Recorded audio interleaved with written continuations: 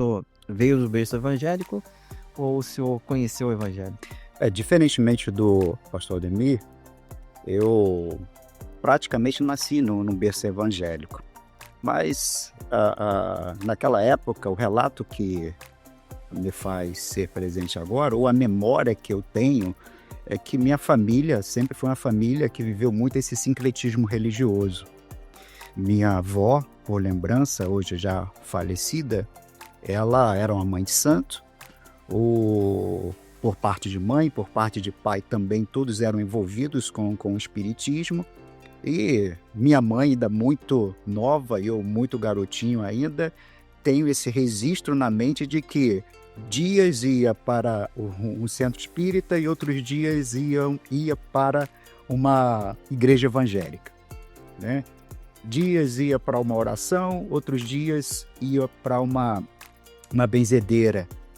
Então esse relato, ou essa imagem está muito forte na minha mente.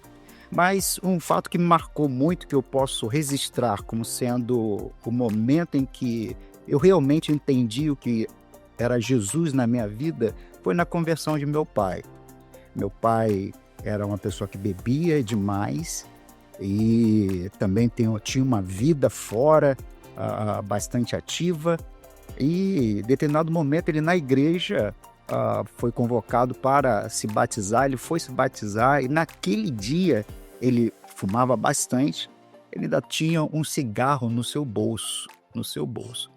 E no momento de passar pelas águas, ele deu eu posso dizer que foi um urro muito forte, muito grande. Todo mundo ficou olhando aquele cenário e eu também muito chocado com aquilo. E depois daquele dia, nunca mais ele colocou um cigarro na sua boca. E eu fiquei com esse registro na minha mente, falei assim, realmente meu pai se converteu e escutava esse relato de que eu e minha casa serviremos ao Senhor. A partir desse momento, então, eu entendi, ainda muito garoto, muito novinho, criança, por assim dizer, que Jesus Cristo alcançou meu coração.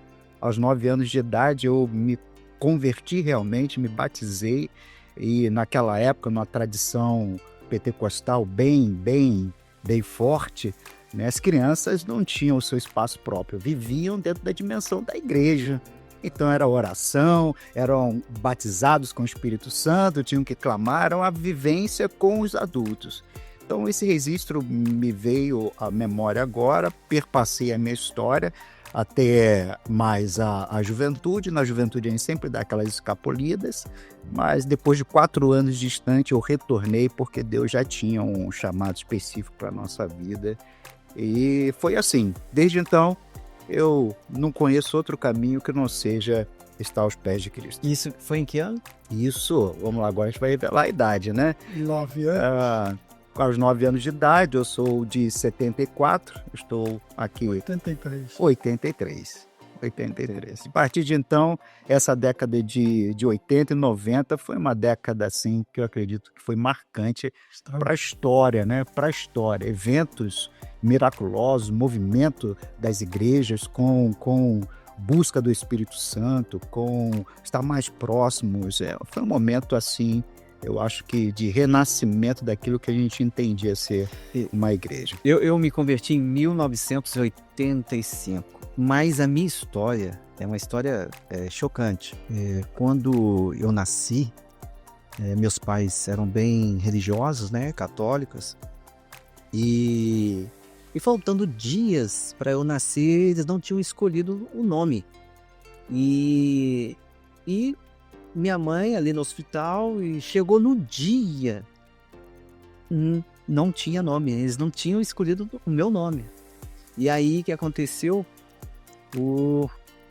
Minha mãe ali, no caso, eu nasci, o médico chegou e falou assim: mamãe, qual o nome do seu filho? Ela falou: não, até agora eu não escolhi. Ela não escolheu, mas tem que escolher para registrar.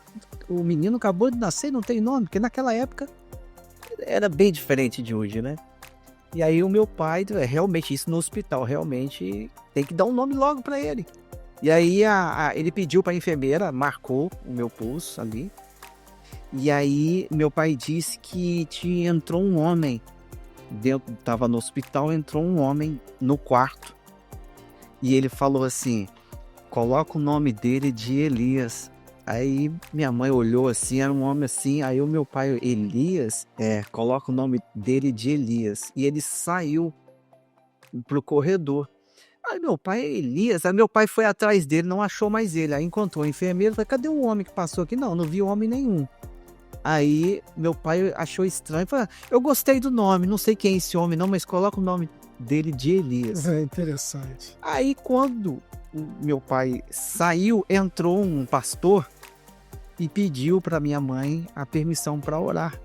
Deixa eu orar por essa criança. E orou por mim. Aí ele foi e entregou uma Bíblia de presente para minha mãe. Ó, isso aqui é uma Bíblia, entrega para o seu marido. O que a minha mãe fez? Pegou aquela Bíblia e guardou por muito tempo. Quando chegou em 1985, eu aceitei Jesus e cheguei em casa e disse: mãe, eu não tenho Bíblia, agora eu sou crente. Aí falou: tem uma Bíblia guardada aí há muito tempo, desde quando você nasceu. Isso que é Isso, 66. Tem uma Bíblia guardada aí desde quando você nasceu. A gente nunca usou essa Bíblia. Quando eu peguei a Bíblia, caiu no livro de Isaías, estava ali a marca que a enfermeira tinha colocado dentro da Bíblia. Aí, quando eu vi aqui, ó, tem uma marca aqui de uma criança, então é a sua marca. Nós guardamos dentro dessa Bíblia. Foi um homem que mandou entregar para você no dia que você nasceu.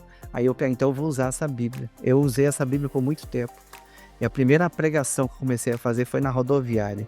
Comecei a pregar. Então, eu creio aqui que cada um de nós temos um testemunho, né, diferenciado, né?